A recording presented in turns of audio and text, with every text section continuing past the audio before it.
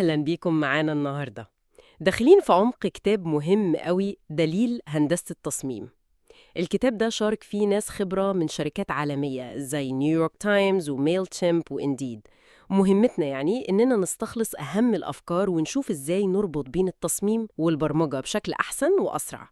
يلا بينا؟ يلا بينا أكيد. وبصراحة فهم الحتة دي، يعني العلاقة بين التصميم والهندسة، ما بقاش رفاهية خالص، لا طبعا. خصوصا مع سرعة تطور التكنولوجيا الرهيبة دي.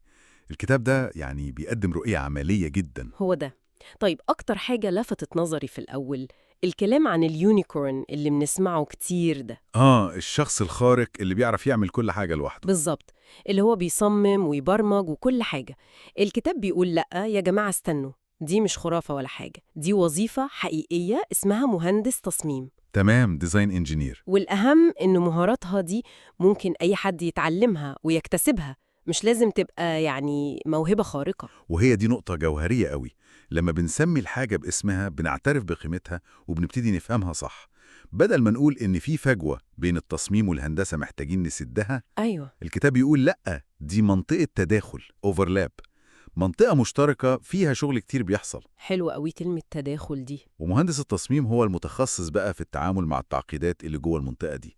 هو يعني زي الجسر كده. الجسر اللي بيوصل بين الشكل والوظيفة. بالظبط كده، بيفهم لغة الاتنين. طب بيعمل إيه بقى الجسر ده؟ يعني مهامه إيه بالظبط؟ بصي، الكتاب بيشرح إنه بيعمل حاجات كتير ومهمة.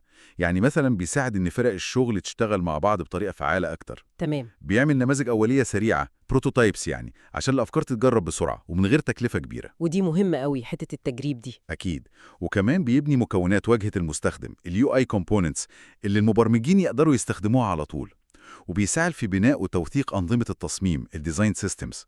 باختصار كده، هو بيخلي عملية تحويل الأفكار لمنتجات حقيقية أسرع وأسهل، وبيحسن التواصل بين الفرق. فهمتك، يعني هو بيشتغل في الحتة اللي في النص دي عشان يسهل الدنيا على الكل. بالظبط. وبيكمل الكتاب بنقطة عملية جدا، وهي أنواع البروتوتايبس المختلفة دي وإمتى نستخدم كل نوع.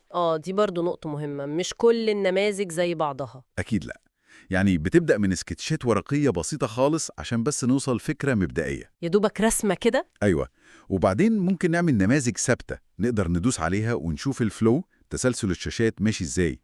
وممكن نوصل لنماذج تفاعلية معمولة بكود حقيقي أو بيانات تجريبية كمان. اللي هي بتبقى شبه المنتج النهائي قوي. قريبة جدا. الهدف دايما من ده كله إيه؟ نتعلم بسرعة، نقلل مخاطر إننا نستثمر وقت وفلوس في فكرة قبل ما نتأكد إنها كويسة وقابلة للتنفيذ أصلا. يعني بدل ما نبني البيت كله ونكتشف إن الأساس غلط، بنعمل نموذج صغير الأول. هي دي الفكرة بالظبط. طيب، وبما إننا بنتكلم عن تسهيل الشغل والتعاون، الكتاب بيقول مش كفاية نقول للناس يا جماعة اتكلموا مع بعض أكتر. صح، الكلام لوحده مش كفاية. لازم نبني أنظمة تسهل التعاون ده. زي إيه بقى الأنظمة دي؟ زي مثلا يكون في دليل ستايل جايد واضح ومتفق عليه، ألوان، خطوط، مسافات، كل حاجة متحددة. تمام. أو يبقى في مكتبة بمكونات التصميم والبرمجة، component library، يعني الزرار ده، القايمة دي، المصمم بيستخدمها والمبرمج بيلاقيها جاهزة بنفس الشكل والمواصفات. يعني نفس القطعة بيستخدمها الاتنين. بالظبط. ده بيوفر وقت ومجهود رهيب، وبيقلل أي سوء فهم أو أخطاء. بيخلي النقاش يركز على المشكلة الحقيقية اللي بنحلها للمستخدم، مش على تفاصيل صغيرة. فعلا. طيب نيجي لنقطة تنظيمية بقى. الفرق بتاعة هندسة التصميم دي بتبقى عاملة إزاي جوه الشركة؟ مكانها فين؟ الكتاب بيعرض كذا نموذج للحتة دي، وما بيقولش إن في واحد هو الصح المطلق. يعني مفيش حل سحري؟ لا، بيعتمد على ظروف كل شركة. ممكن يكونوا فريق مركزي بيخدم كل الأقسام، وده حلو للتوحيد وبناء الأساسات في الأول. منطقي. وممكن يتوزعوا كأفراد جوه فرق المنتجات المختلفة، وده بيخليهم قريبين قوي من المنتج واحتياجاته، بس ممكن يعمل شوية تكرار أو عدم توحيد. وممكن يعملوا جزر منعزلة شوية. ممكن. وفي كمان النظام الهجين اللي بيحاول ياخد الحلو من هنا ومن هنا. الكتاب بيشرح مميزات وعيوب كل واحد عشان الشركات تختار الأنسب ليها حسب حجمها ومرحلة نموها وثقافتها كمان. تمام قوي. وأخيراً بقى الكتاب بيقدم نصايح مهمة عن القيادة في المجال ده.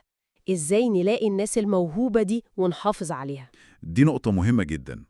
الكتاب بيركز قوي على إننا لما نيجي نختار حد ما ندورش بس على المهارات التقنية الجامدة.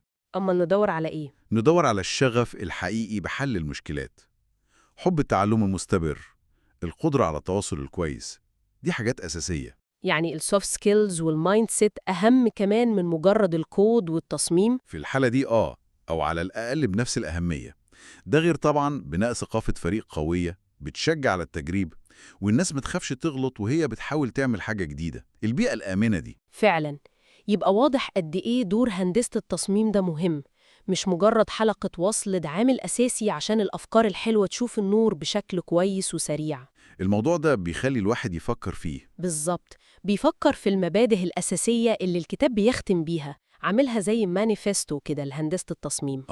زي بيان كده. أيوة، بيدعو فيه إننا نتبنى عقلية مرنة، نتقبل التغيير، نشجع التجريب دايماً حتى لو هنفشل أحياناً، نركز على التعاون الحقيقي وبناء الجسور دي، والأهم من كل ده إننا دايماً نركز على حل مشاكل المستخدمين الحقيقية. كلام جميل ومهم قوي. ويمكن السؤال اللي ممكن نسيبه للمستمعين يفكروا فيه هو، بغض النظر عن مسمى وظيفتي إيه، إزاي أقدر أخد مبدأ واحد بس من دول، زي مثلا تشجيع التجريب أو التركيز أكتر على المستخدم، وأطبقه في شغلي من بكرة الصبح عشان أخليه أحسن؟ سؤال ممتاز جدا ويفتح كلام كتير. بنتمنى يكون النقاش السريع ده في أفكار الكتاب كان مفيد وممتع ليكم. شكرا لوقتكم.